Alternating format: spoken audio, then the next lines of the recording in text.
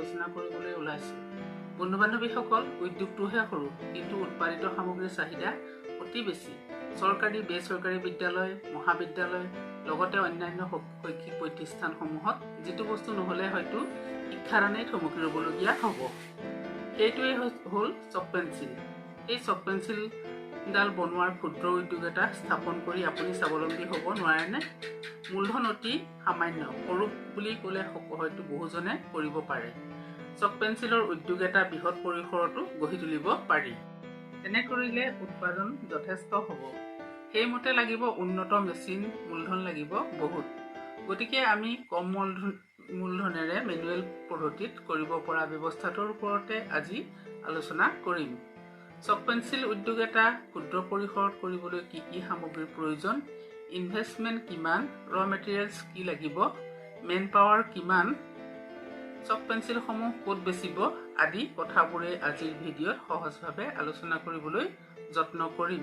এইখিনিতে আপোনালোকক এটা অনুৰোধ কৰিছোঁ, আমাৰ চেনেলটো ছাবস্ক্ৰাইব কৰি কাষৰ বেল আইকনটোত ক্লিক কৰিব। বন্ধু-বান্ধৱীসকল, মেনুৱেল পদ্ধতিত চক পেঞ্চিল বনাবলৈ লাগিব এটা এলুমিনিয়াম মোল্ড। দাম পৰিব প্ৰায় 5,000 টকা। এইটো এবাৰত প্ৰায় 240ডাল চক পেঞ্চিল তৈয়াৰ হ'ব। কম দামত প্লাষ্টিকৰ মোল্ড পাব যদিও ল'ব নালাগে, কাৰণ সোনকালে বেয়া হৈ যাব। আমি এতিয়া আহোঁ ইনভেষ্টমেণ্টৰ কথালৈ।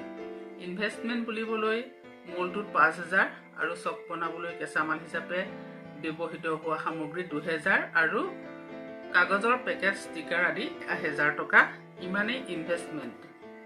এতিয়া আহোঁ ৰ মেটেৰিয়েলছৰ কথালৈ। চক পেঞ্চিল বনাবলৈ সাধাৰণতে ব্যৱহাৰ হয় জিপছাম পাউডাৰ। এই বেগসমূহ 30 কেজি বেগত প্ৰায়বোৰ হাৰ্ডৱেৰ দোকানত উপলব্ধ।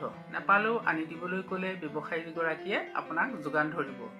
এই ব্যৱসায় প্ৰয়োজনীয় আন এক সামগ্ৰী হ'ল কাগজৰ পেকেট আৰু আপোনাৰ কোম্পানীৰ নামত প্ৰিণ্ট কৰা ষ্টিকাৰ। কাগজৰ পেকেটসমূহ ওচৰত নাপালেও এমেজন, ফ্লিপকাৰ্ট আদিতো কিনিবলৈ পোৱা যায়। উদ্যোগ এটা বুলিলে মেন পাৱাৰৰ কথা আহে। এই উদ্যোগটোত কিন্তু অতিৰিক্ত শ্ৰমিক নালাগে, এজনেই সকলো কাম কৰিব পাৰে। শেষত আহোঁ, চক পেঞ্চিলবোৰ ক'ত বেচিব? সকলোৰে চিন্তা এটাই, উৎপাদিত সামগ্ৰীবোৰ বেচিব ক'ত? চক পেঞ্চিল বেচিবলৈ সহজ। অঞ্চলটোৰ চৰকাৰী, বেচৰকাৰী বিদ্যালয়সমূহলৈ গৈ আপুনি যে চক পেঞ্চিল উদ্যোগ এটা গঢ়ি তুলি উৎপাদন কৰিছে কথাটো জনাওক। কিয় নল'ব আপোনাৰ চক পেঞ্চিল? সকলোৱে ল'ব। ক্ষুদ্ৰ পৰিসৰত ব্যৱসায়টো কৰি অঞ্চলটোৰ সৰু ডাঙৰ 20খন স্কুলত চক পেঞ্চিলৰ যোগান ধৰিলে আপুনি উৎপাদন কৰি তত নাপাব। ইয়াৰ চাহিদা ইমানেই বেছি, যোগান ধৰাহে কঠিন।